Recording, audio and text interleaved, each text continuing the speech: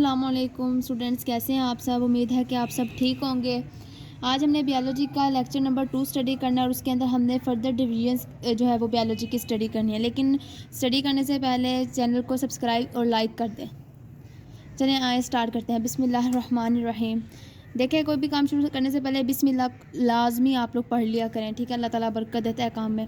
चलें आए स्टडी करते हैं बायोलॉजी की फर्दर डिवीजन्स को। फर्दर डिवीजन्स को हमने बायोलॉजी की स्टडी करना है। सबसे पहले क्वेश्चन अराइज होता है कि बायोलॉजी को जो है डिफरेंट ब्रांचेस के अंदर हम लोगों ने क्यों उसको डिवाइड किया, क्यों, क्योंकि साइंस का जो मतलब इल्म है वो इतना वास्ट हो गया था, इतना वसी हो गया था कि उसे एक ही बुक के अंदर स्टडी करना मुश्किल हो गया था। और दूसरी रीज़न ये भी है कि हमने इसे ब्रांचेस में इसलिए डिवाइड किया ताकि हम लोग हर एक मतलब ब्रांच को ना जो है वो बारीकी से स्टडी कर सकें, उसकी तह तक जा सकें और जो है हमारा कंसेप्ट, हमारी ग्रिप उसके ऊपर अच्छी हो जाए।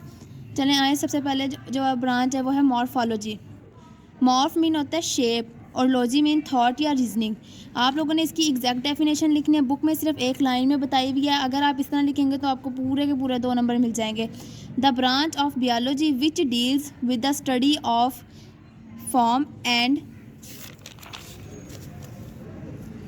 Structure of living organism. इसके अंदर हम लोग लिविंग ऑर्गेनिज्म के फॉर्म और स्ट्रक्चर को स्टडी करते हैं, यानी कि उसके हमने देखना कि वो लंबा है, वो छोटा है, वो मोटा है, मतलब उसकी हमने जो है ना इंटरनल अपीयरेंस नहीं, हमने उसकी एक्सटर्नल अपीयरेंस को स्टडी करना होता है, ठीक है। इसके जो 2 की वर्ड्स हैं वो मैं आपको बता दूं। एक तो ये फॉर्म है, फॉर्म, और दूसरा मैं आपको बताऊँ इसके अंदर ये स्ट्रक्चर है। ये इसके दोनों कीवर्ड्स हैं। अगर ये आपकी डेफिनेशन में होंगे तो आपको 2 नंबर पूरे मिलेंगे, क्योंकि ये इसके कीवर्ड्स हैं। उसके बाद आगे हम स्टडी करते हैं एनाटॉमी। दूसरी ब्रांच इसकी कौन सी है? एनाटॉमी।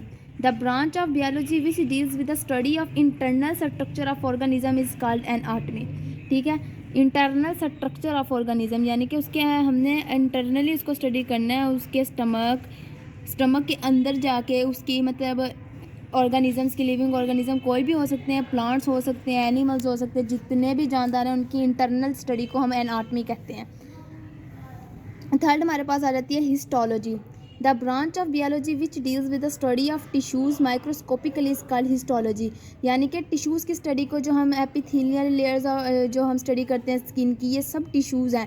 हमारे मसल्स भी टिश्यूज़ से बने हुए हैं। इनको हम लोग माइक्रोस्कोप के ज़रिए हम इनको स्टडी करते हैं। हम इनको आम आँख से स्टडी नहीं कर सकते।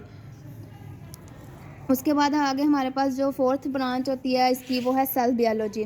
सेल बायोलॉजी कैसे है? The branch of biology which deals with the study of structure and function of cell and cell organelles, ठीक है। मतलब सेल बायोलॉजी के अंदर हम लोगों ने सेल देखें, कोई भी चीज़, कोई भी ऑर्गेनिज्म या कोई भी चीज़ की हमने बुनियाद रखनी होती है तो हम उसका बेसिक यूनिट सबसे पहले हमारे पास होना चाहिए। जैसे कि हमने एक घर बनाना है तो उसका बेसिक जो हमारे पास यूनिट होगा वो एक ईंट होगी। हम एक ईंट लगाएंगे और उसके ऊपर फिर हम लोग एक इमारत खड़ी करेंगे। इसी तरह जब ऑर्गेनिज्म की बॉडी बनी तो वो भी सेल के ऊपर मुश्तमिल है। ऑर्गेनिज्म की बॉडी एक सेल के ऊपर मुश्तमिल है, इसलिए इसकी जो सेल है वो बेसिक यूनिट है, इसलिए इसको स्टडी करना बहुत ज़रूरी था और इसलिए हमने इसको सेल बायोलॉजी की ब्रांच के अंदर रखा। और इसके मज़ीद सेल के अंदर ऑर्गेनेलीज हैं, जैसे कि माइटोकॉन्ड्रिया, गोल्जी ऑपरेटर्स वगैरह हैं, उनको हमने स्टडी करना था। हमने उसे सेल बायोलॉजी में कि हम देखें कि सेल है क्या, इसके अंदर है क्या।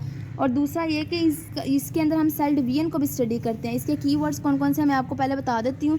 एक तो स्ट्रक्चर, दूसरा फंक्शन ऑफ सेल और सेल ऑर्गेनेलीज, फिर सेल डिवीजन। ये इसके कीवर्ड्स हैं। सेल डिवीजन यानी कि माइटोसिस कैसे होती है, मियोसिस कैसे होती है, सेल डिवाइड कैसे होता है, कौन सी इसको स्टेज फेस करने पड़ते हैं सेल को डिवाइड होने के लिए। उसके बाद 5th ब्रांच हमारे पास आ जाती है फिजियोलॉजी। फिजियोलॉजी के अंदर हमने क्या स्टडी करना होता है? देखिए, फिजिक्स से फिजियोलॉजी को हमने निकाला क्योंकि फिजिक्स के अंदर मैकेनिक्स को, चीज़ों की मोशन को जो है वो करते हैं, स्टडी करते हैं कि चीज़ कैसे मूव कर रही है, उसके अंदर क्या प्रिंसिपल हैं, कौन से लॉज हम लोग यूज़ कर रहे हैं। इसी तरह हमने फिजियोलॉजी के अंदर हमने देखना होता है कि ऑर्गेनिजम्स मूव कैसे कर रहे हैं, उनके अंदर अफ़ाल कैसे नकलो हरकत कर रहे हैं, इसलिए हमने इसे फिजियोलॉजी की ब्रांच में भी डिवाइड किया। The branch of biology which deals with the study of the function of different parts of living organism, कि कैसे हर कोई हिस्सा जो है वो कैसे वो काम कर रहा है, उसका फंक्शन क्या है, वो कैसे हरकत कर रहा है, उसके अफ़ाल क्या है, कैसे हरकत कर रहे हैं। तो इसका कीवर्ड्स तो सबसे पहले आ जाता है हमारे पास function, of different parts of living organism, याद रखेगा लिविंग ऑर्गेनिजम्स, ठीक है ना। इसके साथ भी आज का लेक्चर वाइंड अप करती हूँ। उम्मीद है कि आप लोगों को समझ आया होगा। अगर फिर भी कोई कन्फ्यूजन है तो कमेंट बॉक्स में ज़रूर बताइएगा। अल्लाह ताला आप लोगों को अपने घर में खुश रखे और इसके साथ मुझे दुआओं में याद रखेगा। आज का लेक्चर यहीं वाइंड अप करते हैं। अभी इसके आगे और भी ब्रांचेस है, उसको हम नेक्स्ट लेक्चर में इंशाल्लाह नेक्स्ट डिटेल में स्टडी करेंगे। दुआओं में याद रखिएगा। आज लेक्चर वाइंड अप करती हूँ। अल्लाह हाफिज़।